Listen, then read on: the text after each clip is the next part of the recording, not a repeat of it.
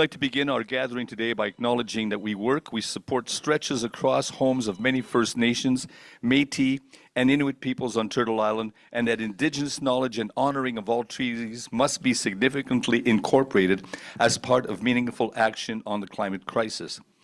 We acknowledge that Indigenous people are traditional owners and custodians of this land, and that for decades they have been the first line of defense against climate breakdown. For example, Indigenous resistance has stopped at least 1.8 billion metric tons of greenhouse gas pollution on Turtle Island. So we thank them for allowing us to be on their land. Kathy and I were chatting yesterday and talking about what would happen if we lived in a perfect world. Well, in a perfect world, it would be self-evident. We would not find ourselves in the situation we find ourselves in. In a perfect world, it would be self-evident that industry and government and people would say, hey, this fossil fuel thing just fuels pollution, so let's unwind fast, fairly for everyone, everywhere. Well, maybe not that fast. In a semi-perfect world, the government would be able to just say, okay, no more fossil fuel production beginning today, tomorrow, next week, but decisions would be made.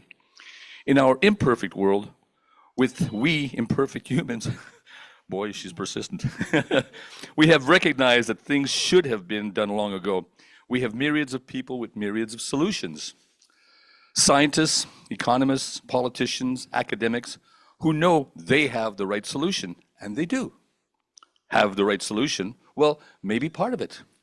We cannot afford to throw away any potential part of the solution because we do not live in a perfect world. Science is never right or wrong, I'm told. It's what we have learned thus far and changes as we learn more as we go. Economists have a moving target, and their models and analyses are where they see things going until the game changes again and again and again. Politicians often work on opinion, feelings, and the last nanopole results. They need the others like us to justify their actions.